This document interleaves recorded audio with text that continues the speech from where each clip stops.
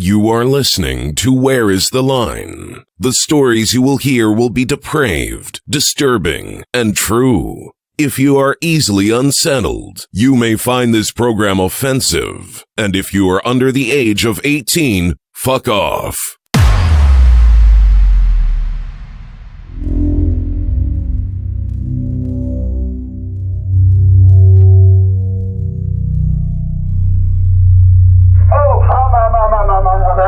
My God, glory to God. Oh, she can't, Jesus, I praise you, God. Glory to God's anointed is healed. Praise God. Glory to the devil can't do nothing. Praise God when God moves. Praise God. Glory. Thank you, Jesus. Thank you, Lord. Everybody drinking blood. Everybody eating brains. Some monster party. Everybody eating flesh. Everybody breaking bones. Some monster party. Thank you for listening to episode 23 of Where's the Line? My name is Kevin, and with me today, as always, is my friend, and according to a few of our listeners, the cutest redhead in podcasting, Samantha. Say something disturbing, Samantha. There's death in this box. There's death in this box. When you hear the phrase, there's death in this box, honk your horn.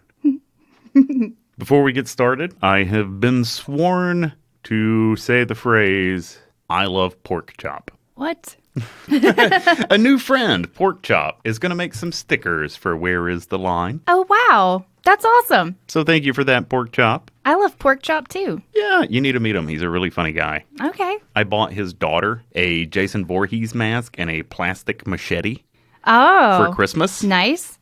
Apparently she loves it. They might be lying to me. But this kid's like 3-4 years old. I don't know.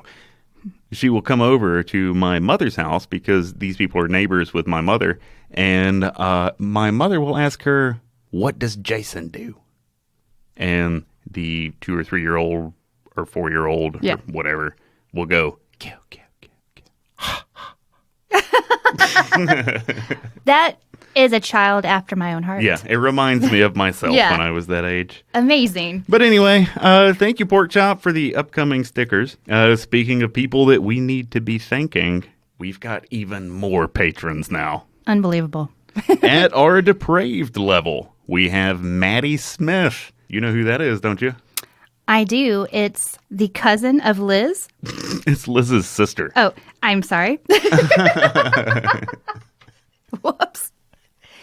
I meant sister of Liz. Yeah, so that whole family's giving us some money. Liz's mother is also a patron, Sherry, who showed up to one of our movie nights. Gosh, thank you so much, the Smiths. At our disturbed level, we have Tyler Hager from Ohio. What's up, Tyler? Sorry. Heather Hamilton. Heather Hamilton. I believe I know her. I believe you do. I've known her for over 22 years now. We met in high school. You've known her longer than me. I know. Just barely. Well, I'm going to have to kill her. Yeah. Heather is one of my closest best friends, aside from you. And she just recently got engaged. Mm-hmm. I heard that. Congratulations, Heather and Jonathan. That's right. She's got a wonderful man, Jonathan, and they are the sweetest, cutest couple ever. And we wish them all the best. They do seem very happy together. Yeah. So congratulations, Heather and Jonathan. And finally, we have another patron who knows us, who has very understandably asked that we not share her last name. Totally understandable. Yeah. Laura, thank you. Laura, I love you so much. Thank you. I don't really know you that well, but I do appreciate it, and I love you too. Yes. From a distance. Thank you, Laura. Thank you all. So, Samantha. Yes. How do you feel about snakes? Well, you know, Kevin, I'm kind of terrified of them. I kind of am too. I respect the serpent, for sure. Yeah. I'm not afraid of them if they're at a distance from me, but were I to walk up on one, I'd lose my shit.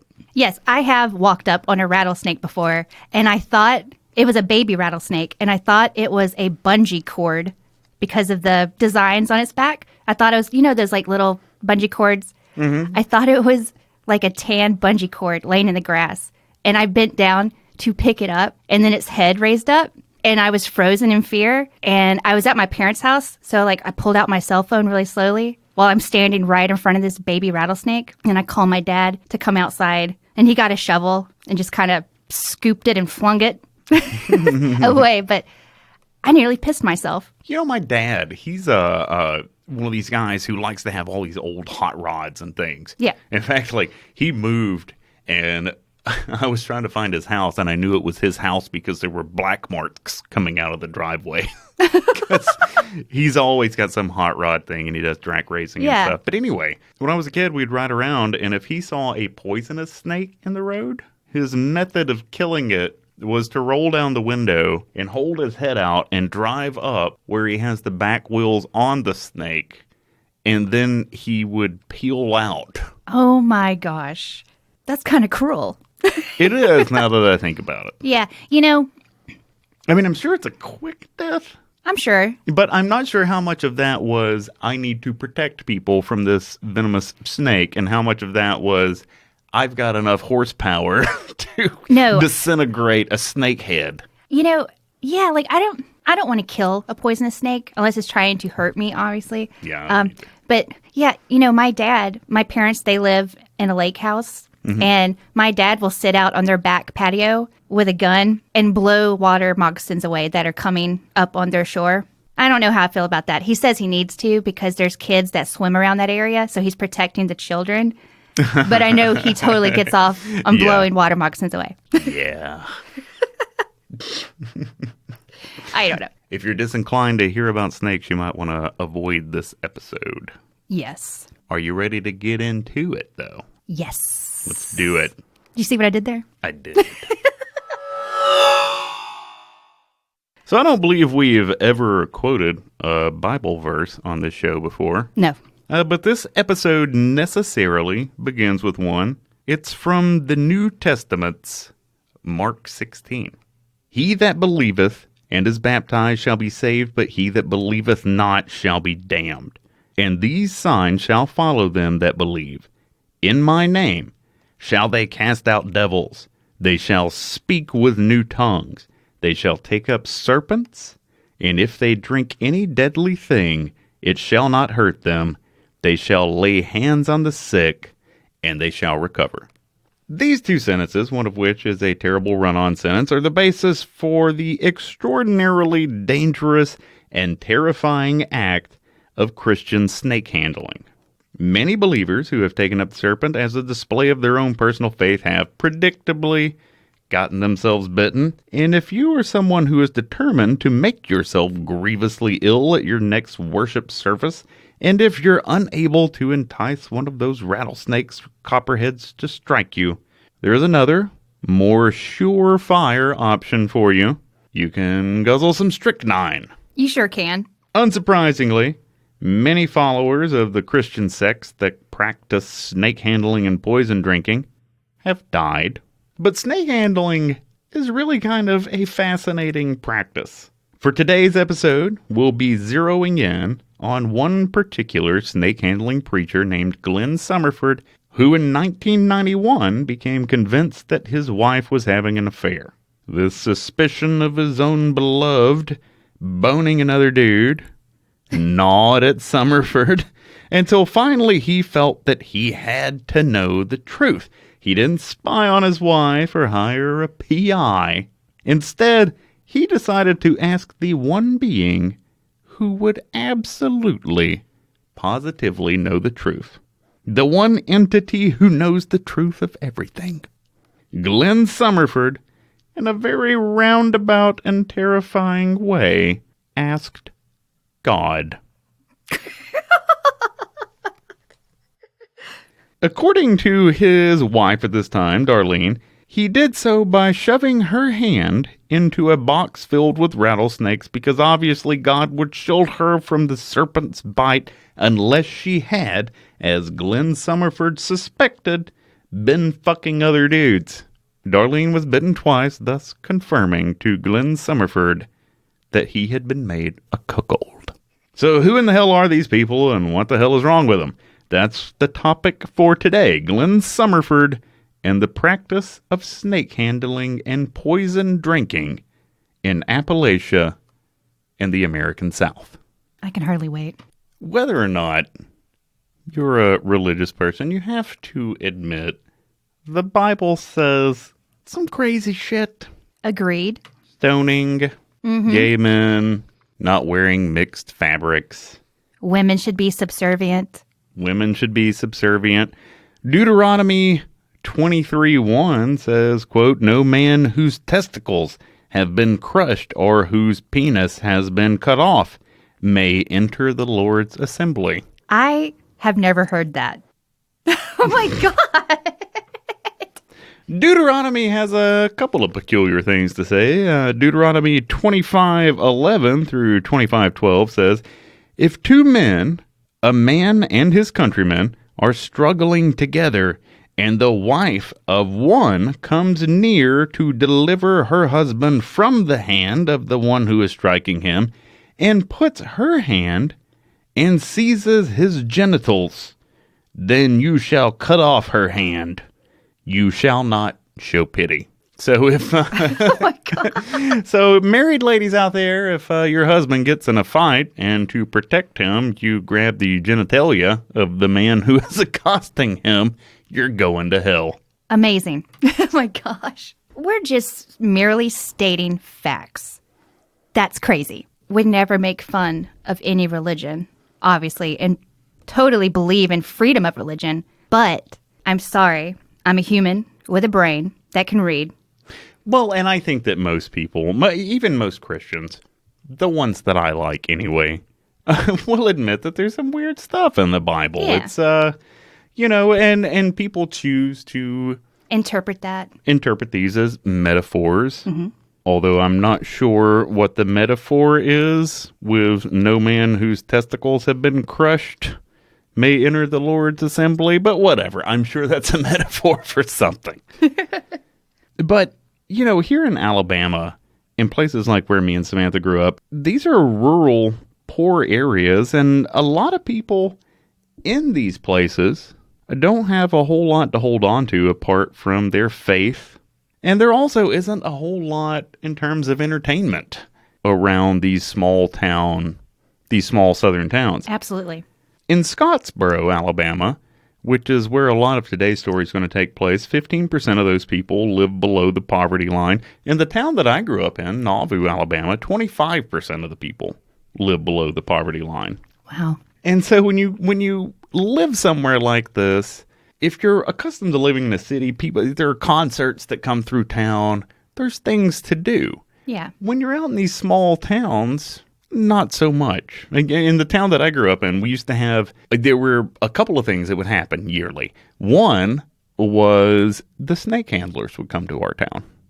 Ah. So there would be a revival up Slick Lizard Road. Oh my. Okay. They would put out a tent and the snake handlers would come to town. And then also, once a year, retired wrestlers would come to the town. Really? Yeah, and so in the school that I started school in, which closed down in the third grade, they would every year, wrestlers who had gotten a little too old would come to town. Uh-huh. And that was back in the day when people were still arguing about whether or not wrestling is real. Yeah. And so they would always have the stereotypical bad guy. So they had a Russian who came out waving a Russian flag, and he was wearing a red, whatever the suit is that wrestlers wear. They'd call that the heel. And, all of this stuff was obviously scripted, but at the time people were still arguing about it. And so I am in second, third grade, and the wrestlers come in, and the Russian guy comes out waving his flag, and I fucking hate him.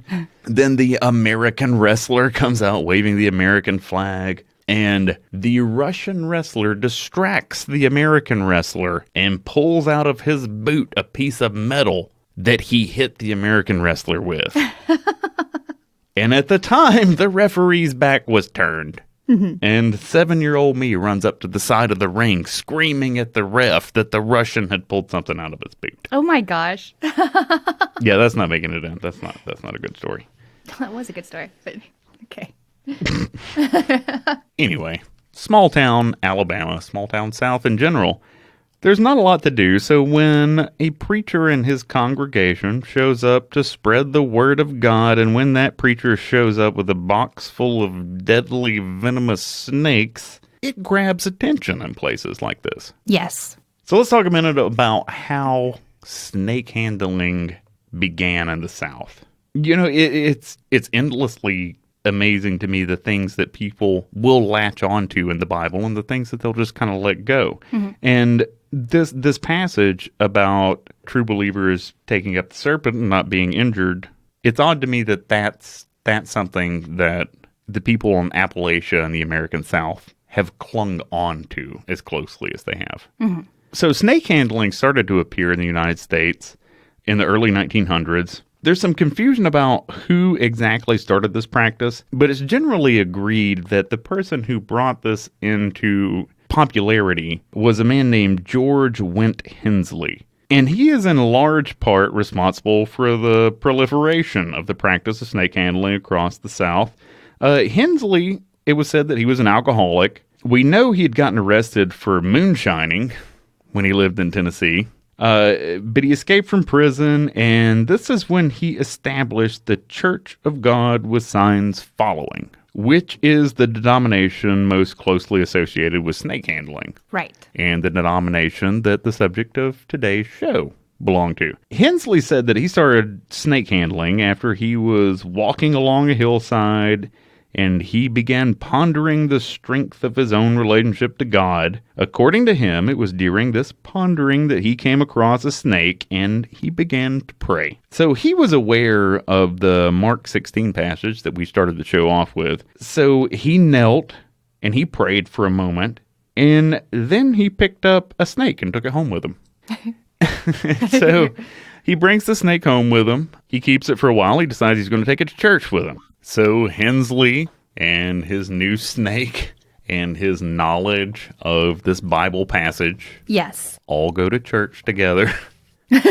And Hensley insists that the congregates start passing around this snake that he's found outside. And it was a hit.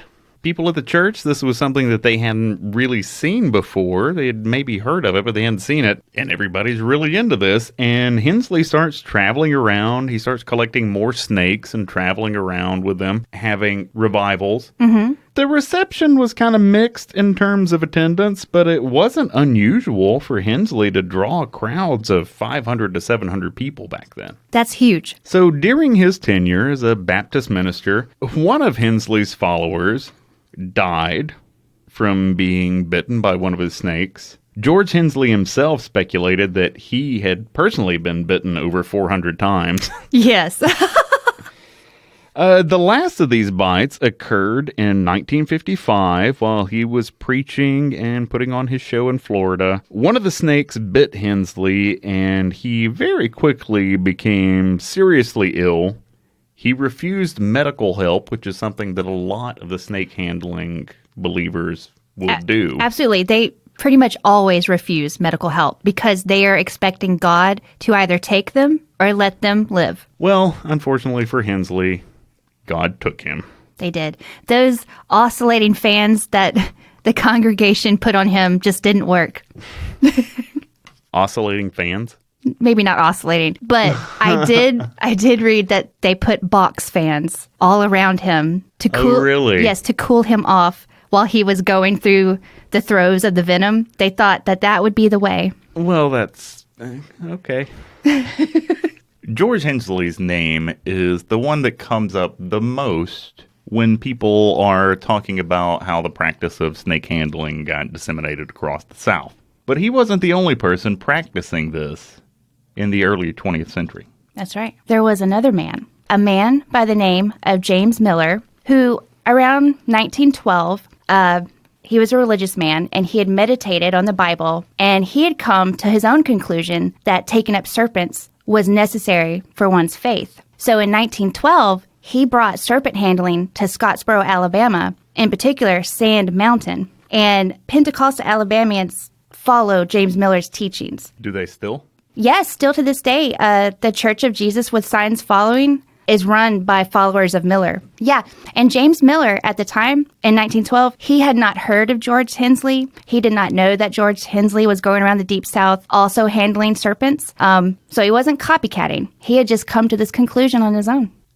Yeah, and another thing, some people may or may not know that these sects of Pentecostal churches, they're very private and they're not public. You can't just walk into this church and become a member. And a lot of them are just generations of families that are in these churches.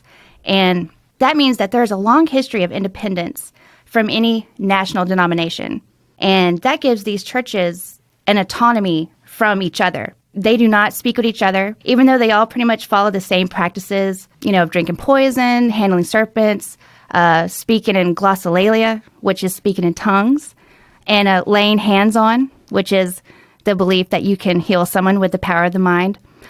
They all follow these same beliefs, but they're all a little bit different in each church because they do not talk to each other. So George Hensley and James Miller combined did a lot towards bringing snake handling into the American South. But this is a practice that continued long after their times. And became banned in all states in America except for West Virginia, pretty much in the 40s and 50s. It does, though, seem like a lot of these congregations didn't seem to care that it got banned. No, they didn't. And, police, they always look the other way. They don't want to get involved and try to actually enforce these anti-snake handling laws. So, well, in a lot of these rural places, like where I grew up, the some sect of snake handlers would come through town once a year and have a revival.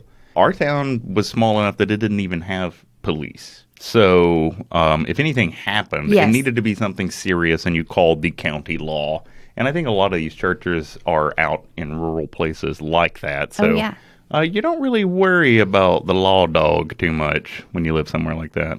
So we talked a little bit about how the practice of snake handling in the name of religion spread across the South, but the specific snake handler that we're talking about is Glenn Summerford. Oh, yes. He turned out to be a much more interesting guy than I thought he was going to be. Same here. So let's get started with him. So Glenn Summerford, the subject of our story, he grew up poor. He had 6 brothers and 6 sisters. He had an additional sibling who died at a very young age. But in general, he considers himself to have 6 brothers and 6 sisters. And it seems like both of Glenn's parents were abusive. Growing up, he and his mother were often on the run from his father, so they were kind of moving around trying to avoid Glenn's abusive father, who was apparently chasing them around everywhere they would go. They said that Glenn was a quiet child. He did get bullied a lot up until a certain point. Mm-hmm. And when Glenn stopped getting bullied, it was because his mother, who he was traveling around with, married a new man who was former special forces in the American military. Oh. And Glenn's new stepdad taught Glenn how to fight because Glenn was getting beat up all the time. So his new stepdad, with all of his special forces military training, starts teaching these things to Glenn. And some of Glenn's biggest bullies were these 3 cousins that he had. Mm-hmm. And so when Glenn was about 10, his stepdad told him that they were going to go visit these 3 cousins and that Glenn Summerford was going to kick the shit out of them. And that's exactly what he did. Glenn's stepdad took him over to these family members' house, these 3 cousins. And according to Glenn, quote, "It was a scrappy fight that ended with me biting the leg of the biggest one who went to hollering for daddy." And so after this happens, Glenn beats up these 3 guys. One of them was apparently way bigger than him, and he took out all 3 of them. And after that, he decides that he really likes fighting. Mm-hmm. And this is something that he pursues throughout his young life. He moves to Chicago when he's 15. He starts fighting in these illegal warehouse boxing matches. So he's training to be Golden Gloves, which, if you're not from America, that's one of the bigger amateur boxing organizations that we have in the U.S., and it's really the one that everybody's heard of. So he starts working towards this goal, but he never makes it to the Golden Gloves.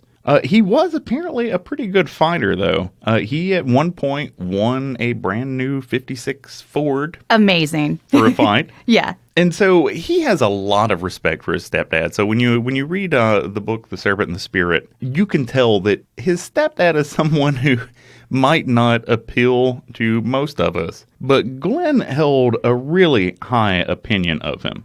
And you know, this is a story that I've heard told over and over. My grandfather told me about when he thought that he was big enough to whip his own dad and got his ass kicked. And Glenn Summerford tried this with his Special Forces stepdad, and it went very poorly. So Glenn gets drunk one night, and he's hanging out with his uncle and also his Special Forces stepdad. And he believes that he has trained enough and won enough fights at this point that he can take his stepdad out. So he challenges his stepdad to a fist fight right there in the house. And in very short order, Glenn Summerford goes flying through the window out into the yard. Oh, my gosh. And so, but Glenn's only about 15 years old at this point. Yeah. So his uncle goes up to his stepdad and tries to reprimand his stepdad for throwing this 15-year-old boy out the window. And guess what happens? Does he go out the window? He goes out the window, too. So Glenn's stepdad throws the uncle out the window a couple of minutes after Glenn took his trip. So after that, they made up very quickly. But Glenn continues fighting. He has had pretty good luck, except against his own stepdad. He had about 30 amateur fights before he was 18. Wow. And he had won all of them, I believe. And so he moves to New York to try to find some more fights, and he runs into Joe Louis. The really? famous American boxer. And according to Glenn, Joe Louis gave him a couple of pointers. They never really hung out a whole lot. But he did some minimal training with Joe Louis. How about that? He continues fighting. I don't think he even knows how many fights he did. One night after a fight, which he won, a street fight broke out outside of the more organized fight. And Glenn decided he was going to get involved in this fight after he had won the fight that had taken place just a few minutes earlier. And somewhere during this fight, which is a big brawl with a lot of people, Glenn gets his skull busted. Oh, my. And he has to go to the hospital. And the doctors tell him, Glenn Summerfield, your fighting days are done. If you take another blow like that, you're going to die. Yeah. Glenn decides that this has put an end to his dreams of Golden Gloves competition. And he apparently reads this advice from his doctor kind of peculiarly because Glenn stops his semi-professional boxing career, his amateur boxing career, his career in which there's actually referees around and things. Yes. People are betting on these fights. He takes his doctor's advice to stop doing that, but he moves back to Alabama and just starts getting into fights here. And he's fighting here still for money. So there'll be these little unsanctioned illegal fighting rings that'll spring up around the South, and he'll join those. Apparently the competition is not as stiff around here as it was in Chicago. Really? For some reason, he felt like he would get brain damage if he kept fighting towards the Golden Gloves. Yeah. That he might die. But he felt like he could just come back to Alabama and whip everybody. And not get hit in the brain again.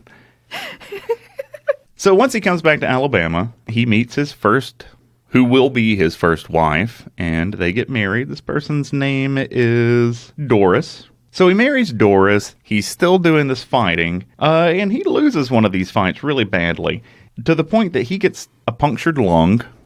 He's bleeding into both lungs, apparently, and the doctors give him 3 days to live. Oh, my gosh. But Glenn Summerford is fortunate in that his friends prayed for him, and he recovered. Wow. Well, that's a miracle. Shortly after that, he got arrested and sentenced to 18 months for stealing a car. Oh, Glenn. When he goes to prison, he starts participating in the prison fighting rings. You don't say. And so he's winning some money in prison fighting. Once he serves his 18 months, he gets out. Does some more prize fighting. So by this time, he's been out of prison for a while. He's continuing to pick up some spare cash fighting. He and Doris have several children at this point. And one night, and Glenn believes that this happened because of so many people he has, quote, whooped, that someone got mad and set his house on fire. Oh, gosh. That's not really verifiable, right. But his house did catch on fire. He's got all of these kids in there and his wife in there. He wakes up, realizes the house is on fire, and he starts tossing children out the window. Yeah. But he missed one. Oh, no. So one of their children, their youngest child, burned up in that house fire. That's terrible. And several of the children were injured with burns. A lot of them weren't too severe. But his wife, Doris, got burned really badly. And she spent some considerable amount of time in the hospital. And while she's in the hospital, Glenn's stepdad, the Special Forces stepdad, who, according to Glenn, is really the only person who has treated him right throughout his whole life. Yeah. Except for throwing him out the window that one time, I guess. Glenn's stepdad dies. So he's lost a child, several injured children from this house fire. Yeah. His wife is still in the hospital dealing with the burns that she got from this event. Right. And his stepdad dies. The person who is more important to him than anyone dies in the middle of all of this. That's a heavy load. Doris eventually recovers from these injuries that she had from that house fire. And she starts spending more and more time with her sick mother. And Glenn and Doris just start spending less and less time around each other, and their relationship starts falling apart. While Doris is gone away, taking care of her mother and spending so much time away from home, Glenn starts fooling around. He starts hooking up with other women. And eventually, Glenn and Doris have what was, according to Glenn, an amicable divorce. Glenn seems to really lament letting Doris go. Yeah. According to him, she was a very good woman and somebody that he probably should have spent the rest of his life with. Oh, dang. And he probably should have. He probably should have when you hear the rest of the story. Oh, shit. So Glenn and Doris are no longer a thing. Glenn's continuing to fight to make some money. And that's when he meets who will be his second wife, Darlene, who is a major player in the story that we're talking about. So he's seeing Darlene, but he's still visiting Doris because she has his children. They're living with her. Yeah. One day, Doris's new boyfriend is home when Glenn goes to visit them. And Doris's new boyfriend is unhappy about Glenn's presence in their home. And according to Glenn, this new beau of Doris's is huge, way bigger than Glenn. According to Glenn, I think he's exaggerating, but he says that this man was 6'9". I mean, it's possible. It is. It's possible. I know people that height. Me too. But he... Yeah. Either way, the way Glenn describes it, this guy is definitely in a different weight class from Glenn. So this new guy, Doris's new man, pops off at Glenn, and Glenn punches this man so hard that his eyeball pops out. Oh, my God. According to Glenn, he punched this man in the head. His right eye popped out and was just resting on his nose. Oh, my God. And even after his eyeball popped out, Glenn was unmanageable at this point. He was incredibly angry, and he keeps beating this man even after he's knocked his eyeball out. Right. And the man almost dies. And so Glenn is following this guy's condition very closely because if this man dies, Glenn's getting charged with murder. Fortunately for Glenn, at least, and for the man, he survived. And Glenn just gets slapped with an assault charge over that. And it reads to me, and I might be wrong, but it reads to me like Darlene, Glenn's second wife, yes, kind of got off on having a badass ass-kicking boyfriend. It seems like, you know, he was fighting for money a lot, and he was fighting just not for money a lot. And it seems like a lot of those times that he would get in non-profit fights, Darlene had something to do with it. I feel like you're right about that. But you know what? Maybe that made them a decent couple. The man likes fighting. She's the kind of person who likes watching her man fight. Yeah. It's working out at this point, and they get married twice over the years. They got married twice because when he married Darlene the first time, he was still married to Doris. So that one didn't count. Yes. So he gets divorced from Doris and gets an official legal marriage to Darlene after that. And they have one child together, and they name it Marty. Mm-hmm. There's a period during all of this, shortly after Glenn has left Doris and started seeing Darlene, that Glenn, Doris, and Darlene, all three, are working at the same place. That's not good. So, I said that Glenn has described this divorce between him and Doris as being very amicable, and that she is a good woman, and that seems to really try to impress upon you that the two of them still get along. The author of The Serpent and the Spirit talked to Doris, though, and that's not really how she sees it. Mm-hmm. When she was talking about this time when all three of them were working at the same place, she says, quote, "I went to work with Glenn and Darlene. The only way I went to work with them was to find a way to kill both of them." So she didn't really see the split up as being the smooth ride that Glenn saw it as being. Yeah. So Glenn, despite his rough background, he's gotten in trouble a lot. He does all this fighting. He's been arrested several times. But he's always been a believer. He would have considered himself to be a non-practicing Christian in his early life. Right. But after all this fighting and violence, he decides that it's time to get right with the Lord and actually study the Bible. The problem, though, is that Glenn is illiterate. That's sad. Glenn dropped out of school, I believe, in the 7th grade. He never learned to read very well. Mm-hmm. So rather than acquiring a tutor, picking up some materials to help him learn to read, he decides to put this, as he will eventually do with a great many things, in the hands of God. So he prays and he fasts for 30 days. And according to Glenn Summerford, he comes out the other end of this 30 days able to read the Holy Bible. Holy shit. Then he starts attending church services regularly.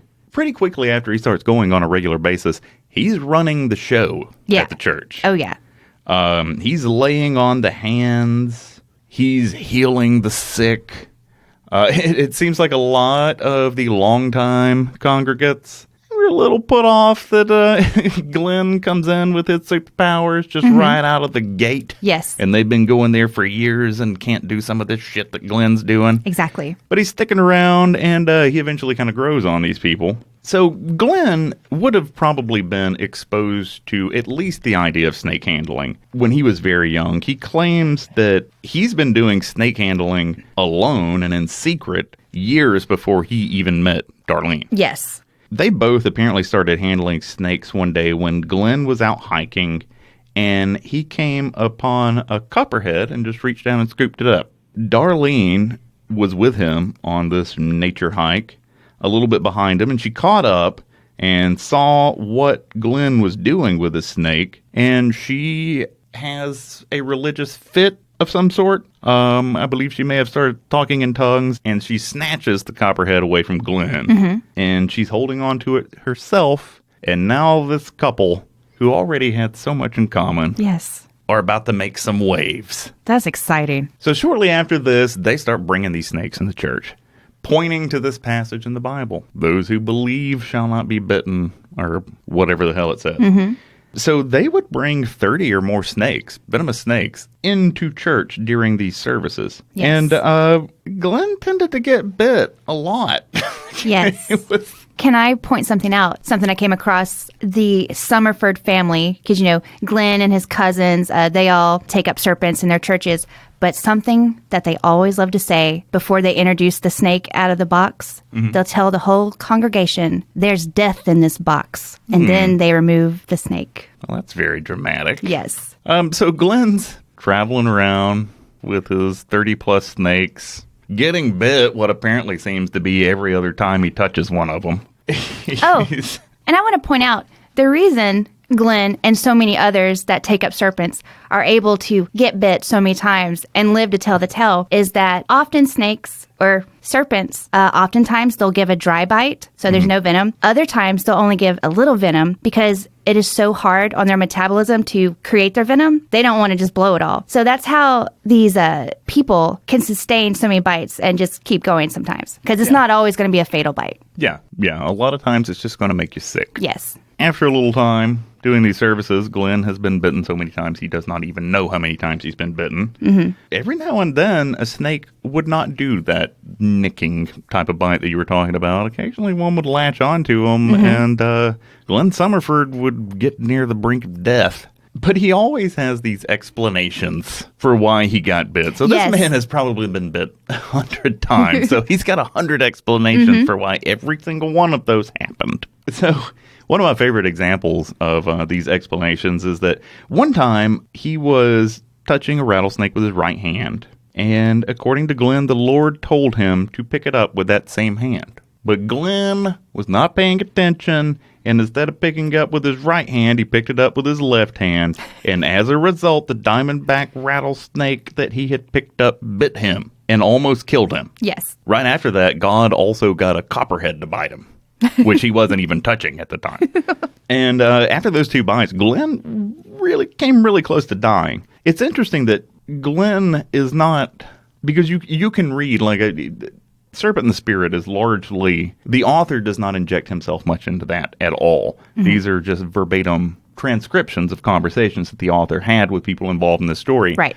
And I don't mean to belittle Glenn Summerford over this, but he's not intelligent. Mm-hmm. And it doesn't seem that Darlene is either. But it's interesting that someone like Glenn can find so many explanations for why these snake bites are his own fault via the breaking of some weirdly nuanced rule that the Lord has established for him. Mm-hmm. So now Glenn and Darlene have established themselves as the premier snake handling duo. Yes. For the southeastern United States. And that kind of brings us up to the incident that is the whole reason that we're talking about this couple right now. That's right. The two of them have very different recollections of what happened on this night. So according to Darlene says that Glenn was always an abusive husband. Yes. She says that she was never allowed to go out anywhere unless Glenn or their son Marty was with her because Glenn was enormously jealous of her. Yes. And to be fair, Glenn might have had reason to be. There were some rumors and speculations about Darlene. There were enough rumors and speculations about Darlene that I feel like Darlene probably did run around on Glenn. And if I'm being perfectly honest, I think she was running around on Glenn quite a bit. Me too. In October 1991, Glenn and Darlene had been in an argument, which was nothing unusual. This couple fought all the damn time. He accused Darlene of infidelity with several men, and he named another preacher named Gene Sherbert. So after Glenn and Darlene get in this fight, she takes 4 over-the-counter sleeping pills. And according to her, this was not unusual. She was just planning to go to sleep. And according to Darlene, Glenn flips out when he finds out about these sleeping pills. He shows this bottle of these over-the-counter sleeping pills to their son and claims that Darlene is trying to commit suicide. Darlene claims that she had no intention of killing herself. But regardless, on this night that she takes these sleeping pills, Glenn gets her up out of bed and starts shoving his fingers down her throat to make her vomit up these pills. So on this same night, about 1 a.m. in the morning, the phone in Glenn and Darlene's house rings, and Darlene gets up to answer it, but she finds out that Glenn is already at the phone. And Glenn claims that the man on the other end is someone that Darlene has been having an affair with, who is the Reverend Gene Sherbert, and that Gene Sherbert told Glenn that he was fucking Glenn's wife. Darlene's not buying it. She doesn't think anybody is on the other end of this phone. She thinks that Glenn just made this phone ring to get her up to pick a fight. And Darlene said, quote, "And I told him, I said, there ain't nobody on the phone. And I said, "You're lying because Gene Sherbert wouldn't tell you a lie like that." I said, "You know he wouldn't." And Glenn responds by beating Darlene at this point, according to her. And at that point, Marty, their son, wakes up and he's begging his dad to stop beating his mother. Glenn eventually does stop beating her, and they both just go to bed. So shortly after this Reverend Gene Sherbert argument that the two are having, Darlene tells Glenn that a good friend of his, a man named J.L. Lewis, kissed her against her will. So Glenn starts cursing at Darlene, and they both load up and they go over to J.L. Lewis's place of business, and Glenn hits Lewis with a metal timing chain from a car engine. Good Lord. So Lewis gets hit in the head with this timing chain. He's bleeding. It hurts pretty bad, I would imagine. And a little while after that, J.L. Lewis says that he wants to talk to Glenn about this whole misunderstanding, but that Glenn should leave Darlene at home because Darlene's inclined to distribute falsehoods. But Darlene does not want to stay home because she says that she thinks that J.L. Lewis will, quote, lie about what happened between the two of them. All three of them, J.L. Lewis, Darlene, and Glenn, decided that they're going to meet at this oak tree in the middle of town. But Lewis, they see J.L. Lewis drive by, so they go out to this oak tree, they park the car, they're waiting on J.L. Lewis to get there, and they see him drive by, but he doesn't stop. According to Darlene, during this whole time that they're out here at this oak tree, waiting on J.L. Lewis, Glenn is getting more and more lit via the screwdrivers that he's driving around town drinking. And as Glenn gets more drunk, he becomes more verbally abusive towards Darlene, according to her. And the way it reads is that Glenn is just casually dishing out death threats to her. Yes. The entire time that they're on this little excursion. He claims that he's going to take her up onto a mountain and he knows where a cave is and he's just going to throw her in it and let her die. Yes. He says he's going to throw her off a bridge because she can't swim. Yes. So she'll drown. He comes up with quite a few creative methods of her execution over this time that they're looking for the man that he believes to be fucking his wife. But instead of catching up with J.L. Lewis and instead of murdering Darlene, Glenn decides that they should go to the McDonald's drive-thru and get some burgers. So, amid all of these death threats and searching for the man who is sleeping with his wife, they go to McDonald's and grab some burgers and go home. And so they start eating, and Glenn goes off on Darlene again, threatening to shoot her in the face with a shotgun. And he actually, at one point, according to her, goes into the other room and grabs a shotgun. Darlene runs away. And according to her, their son, Marty, comes out at this point because he's hearing all this commotion. And he pulls a bow and arrow out and threatens to shoot his dad, Glenn, with an arrow. That touches my heart. Eventually, things settle down from this particular incident. And everybody finally gets to eat the McDonald's that they bought. But Glenn is not done. No. This week of hell is ramping up. Yeah. Things are ramping up at this point. Glenn's not done. Once he gets some food in him, he gets his energy back up and he starts screaming death threats at Darlene again. But now he's taking it farther, according to her. According to her, Glenn made Darlene write her own suicide note. Yes. And according to her, he grabs her by the hair, holds a gun in her face, and forces her to go outside, out behind their house where they keep the snakes. He makes her open the lid to one of these snake enclosures. According to her, he's making Darlene do this because he doesn't want his fingerprints to be found on the snake enclosure.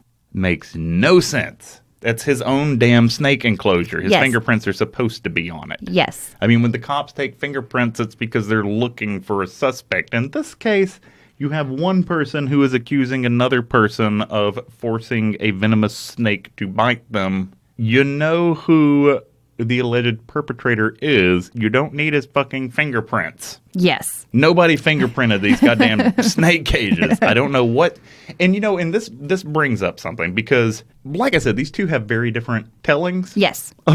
Extremely different tellings of what happened. So when Darlene says that he's worried about fingerprints on his own snake enclosures, you have two options here. Either he is dumb enough to believe that he needs to wipe his own fingerprints off of his own property for fear that the cops are going to find his fingerprint somewhere that they necessarily should be, or that Darlene is stupid enough to feel like this is a reasonable story to make up. Because according to Glenn, none of this happened. Yes. Anyway, nobody was going to check for the fucking fingerprint. So either Glenn was a goddamn idiot thinking that the cops are going to dust his own stuff looking for his print, or Darlene is an idiot because she thinks that this is a good story. This is a good, plausible story about what happened that evening. Yeah. I'm not sure who I believe at this point. Anyway, according to her, he's dragged her out behind the house by the hair. He's holding this gun to her head. He tells her that she can either shove her hand in this snake enclosure with these diamondback rattlers, or he's going to shove her face in it. So she picks the wise choice and puts her hand in this snake enclosure. And she picks up a pretty large rattlesnake, and it bites her lightly on the thumb, like we were talking about earlier. Yeah. It wasn't a full-on attack bite, but it did bite her. It did inject some venom into her. So Glenn tells her, after she gets bit that one time, he knows it's just a nick, according to her. He tells her then that she needs to reach in and grab another one, and he says that he will let her live if this next snake does not bite her. And the next snake did not bite her. So Glenn and Darlene hang out for a little bit in the shed around the snakes, and Darlene is getting progressively sicker from this amount of venom that's been injected into her. Glenn decides that they can go back to the house. So they leave the shed, and they're walking through the yard, and Darlene stumbles and falls to the ground, sick. Glenn walks up to her. She says he unzipped his fly, and then he pissed on her. And he says, quote, "That will revive you." So vomiting, covered in urine, and with rattlesnake venom coursing through her veins, Darlene finally makes it back to the house. And when she gets there, she collapses again on the front porch. And this time, she's out. When she woke up, according to her, Glenn, who had already forced her hand in the snake enclosure, gotten her bitten, pissed on her head. The same man is now kicking her while she's passed out on the porch. Yes. Finally, he gets tired of kicking her. He gets tired of yelling at her and cursing at her. And everyone goes to bed. The next morning, Glenn says that he's going to take her to the ER. Yes. So she says Glenn has agreed finally. He's going to take her to the ER. This looks very serious, but they've got something they've got to do on the way to the ER, which is they have to drop off some videos that they had rented. Yes, absolutely. So they pull over to this little store that rents videos. Yeah, just a small local Yeah. video store. Glenn didn't feel like getting out of the car, so he made Darlene take the videos and with her snake-bitten hand.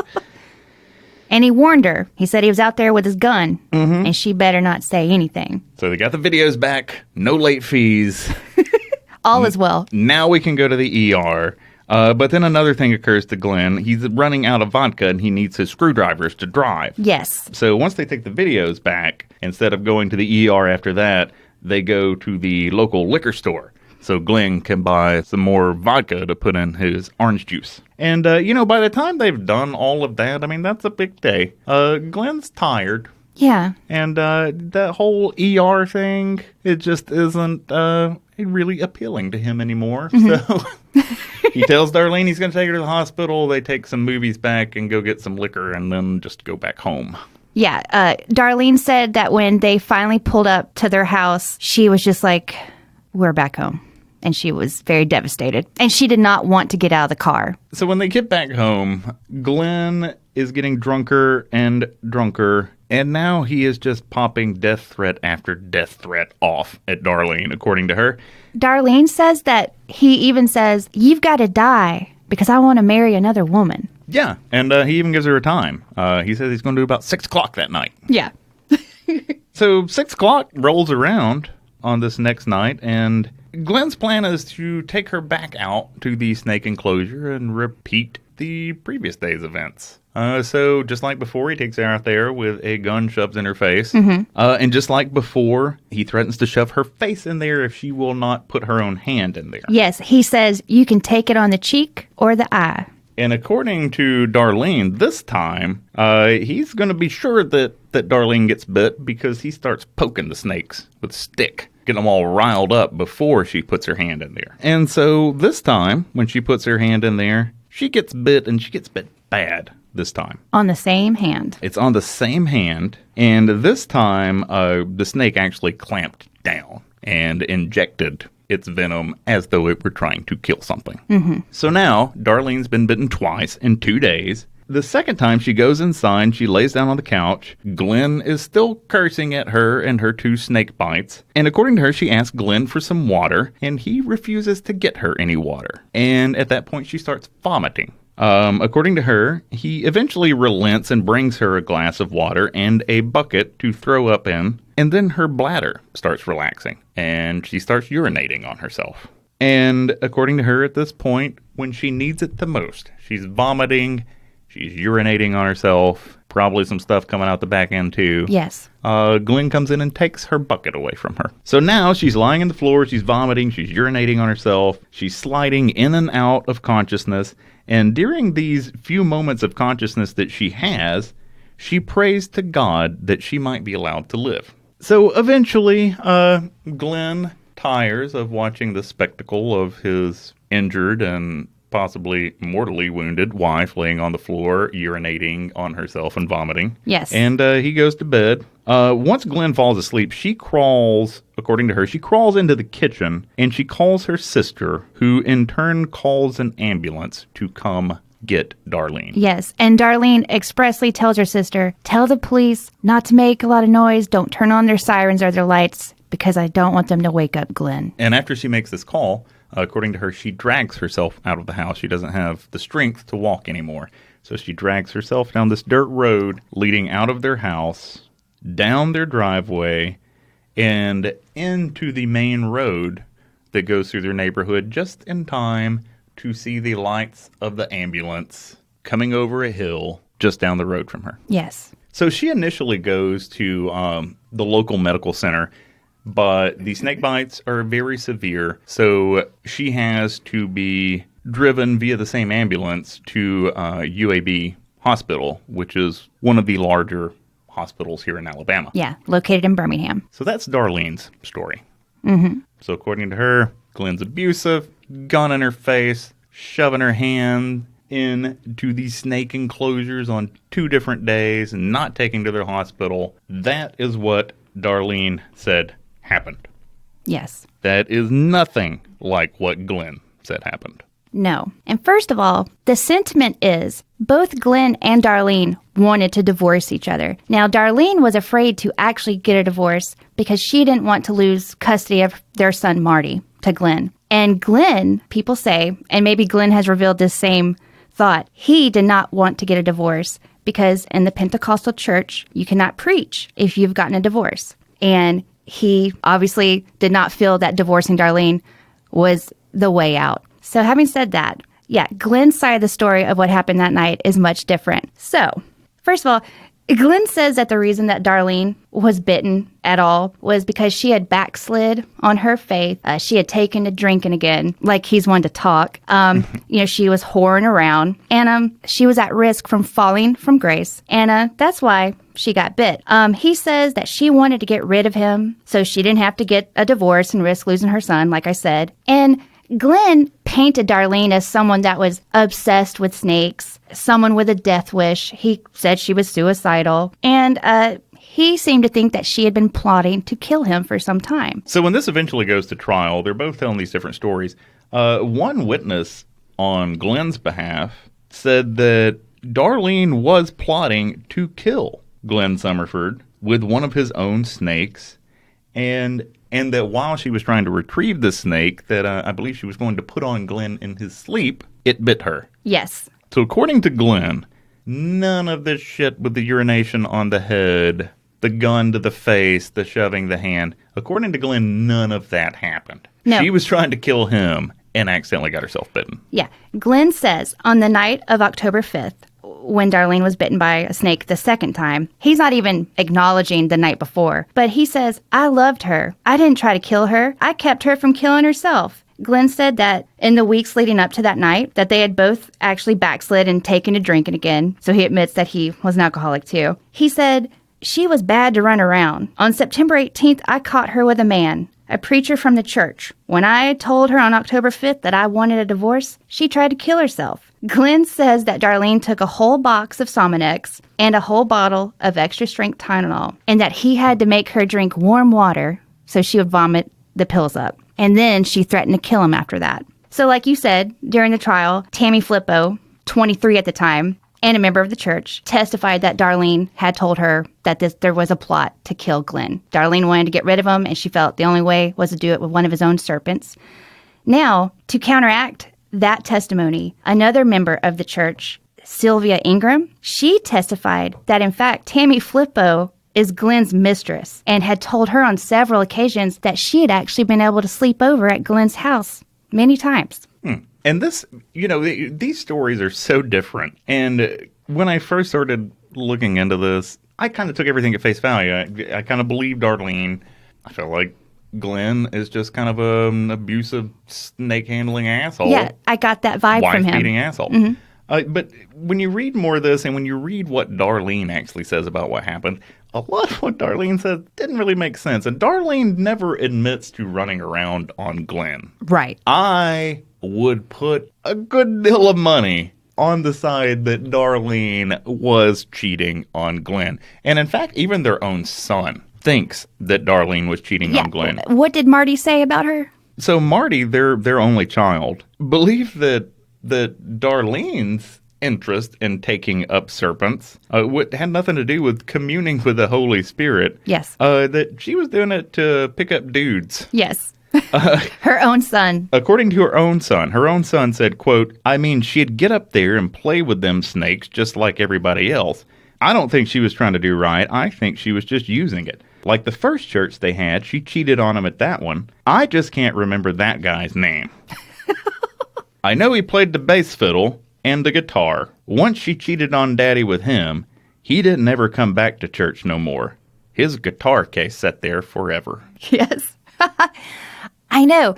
And there were so many rumors that Darlene was hooking up with different members of the congregation. There were rumors that she even had sex with her own stepchildren, Glenn's sons, from his first marriage. Yeah, I never came across that, but there are just there's a lot of speculation, after story of someone who seems to have some kind of information about Darlene sleeping around. Yeah. Not that that is any reason for someone to try to kill you. No. Yeah, I don't care how much infidelity you participate in. No one has the right to shove your hand into a snake enclosure. Absolutely not. So regardless of what the truth of this evening was, I kind of feel like it's somewhere in the middle. I do don't too. think that Glenn's a good person. No, I think don't. Glenn very likely is an abusive spouse. Yes, and I think the truth is somewhere in the middle. Regardless of what actually occurred that night, and we'll never really know, Glenn Summerford was convicted in February of 1992 and later sentenced to 99 years.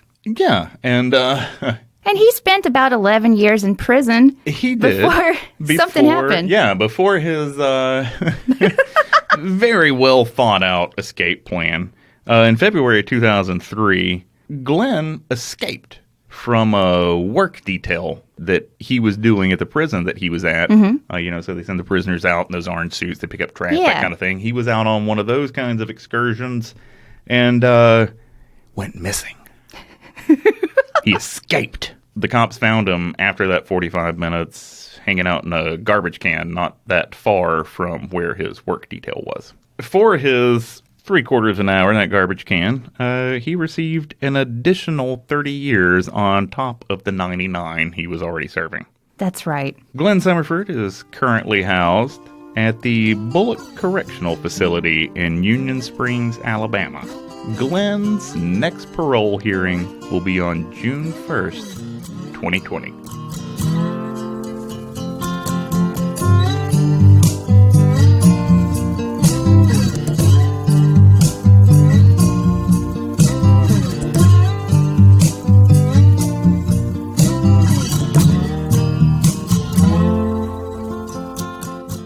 Thank you for listening to episode 23 of Where is the Line? We release new episodes on the 1st and the 13th of each month, so if you enjoyed the show, be sure to subscribe through iTunes or wherever you get your podcasts so you don't miss the next one. You might also check us out on Facebook and Instagram, and we have that Patreon page that we've been mentioning a lot at the beginning of the show. We have 30 patrons now. I know. 30 people to entertain privately. So for as low as $2 a month, you could hang out with me and Samantha once a month, see what we look like. Mm-hmm. You're going to want to see this. Also, for being a patron, you'll get early access to select shows, and by select shows, I mean shows that we have actually finished before the day that they're supposed to be released. So this episode is not going to be amongst the early releases. No, we really cut it close, Kevin. Yes.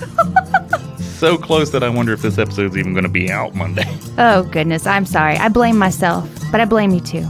And we also occasionally put up deleted content from our episodes. We've recently put up a lengthy, about 13-minute deleted conversation that we had during the Nurse Peanut episode. If you'd like to hear about mine and Samantha's relationships with significant others who have passed gas on us, $2 a month, and you can check that clip out. You're going to want to see this. 15 minutes of us talking about farts. Totally worth $2. Hey, I laid down some good information on that deleted conversation. It was bizarre. Yeah, it was. It was absolutely fucking bizarre what you said. I still can't get it out of my head. When I listened back to it, I was embarrassed. Well, only 30 people can hear it right now. That's right. So if you'd like to continue embarrassing Samantha, become a patron and hear about this weird fucking farting thing she has. I don't fart. Let's get that clear. It's not about me. We got a couple of reviews to read. Really? Our first one comes from Just a Listen. Just a Listen writes, I've crossed the line. No regrets. I found this podcast on the Podcasts We Love group, and it was truly a find. I love how each episode has an awesome tangent that makes me laugh. I also love that the episodes typically cover a unique topic that I hadn't heard on many other shows that I listen to. It's really hard to find a podcast where the hosts are like your friends. Samantha and Kevin are those screwed up best friends that when I ask who their favorite serial killer is, they don't respond with a judgmental look. They'll respond with, actually, I want catfished Richard Ramirez. Thank you for the great episodes and the colorful commentary. This is probably one of my favorite reviews we ever got. I fucking love that review. And this person talked about how we seem to them like friends who would, talk about all this fucked up shit with you. I know. We're such good actors. I love that because there's not a lot of people like that around here either. No, and that's why you and I found each other. And I am so thankful for the friends that we've made. Yeah. Doing this. Me too. I feel like I have... It's the best part. I feel like I have so many people that I can just say weird shit to and not have to post-seed that with, I swear I'm not crazy. Mm-hmm. Yeah. Like I do with everybody else that I have to talk to. Absolutely. That's a rad review. Our second review comes from JDR6589. JDR6589 writes, I didn't know I needed this podcast in my life. Yes, it was recommended by Hollywood Crime Scene a few months back, and I must say I am hooked. This is my idea of a perfect podcast. Researched thoroughly, beyond interesting/insane stories. Funny, but it stays on track. I appreciate all the effort Kevin and Samantha put into each episode. I love their voices, and they both have cute laughs.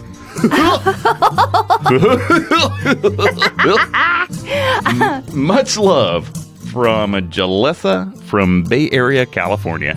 Thank you so much, Thank you. JDR6589. I really love that review too. Me Those too. are two solid fucking reviews that we got right on back of each other. This finally feels worth it, Kevin. In addition to, or in the stead of leaving a review, you might consider leaving us a voicemail.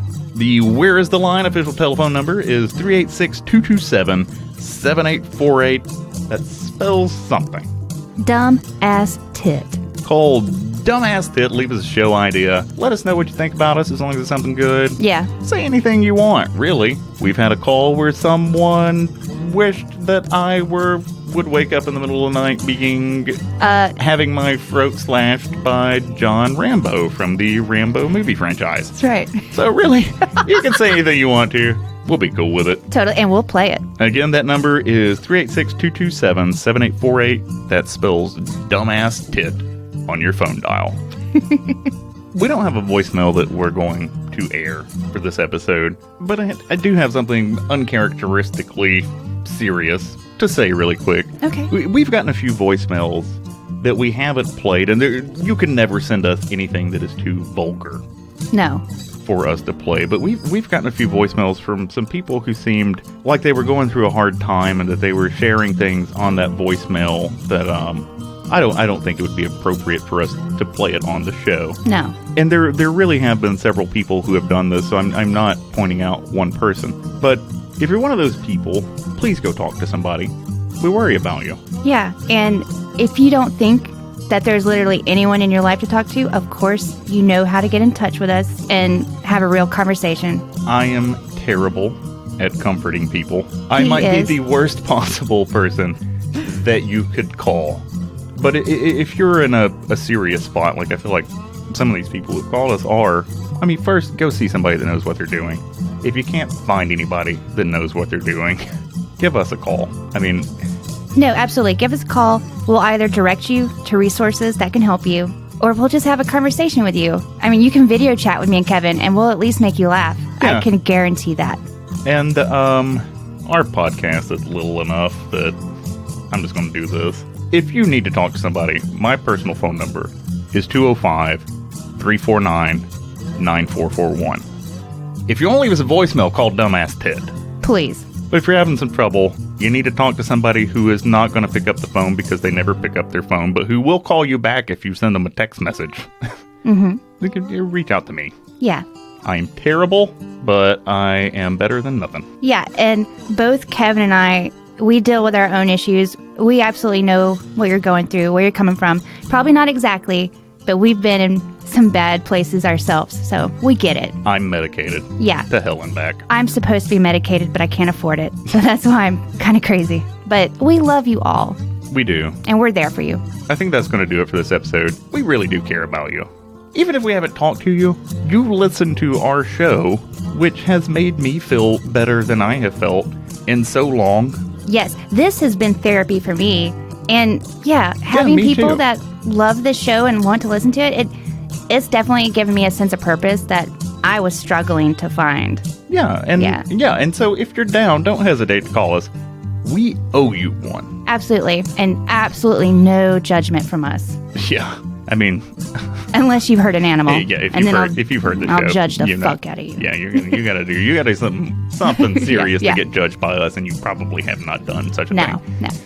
Anyway, that's it for this episode. Thank you all so much for listening, and please take care of yourselves. We'll see you again soon. Goodbye.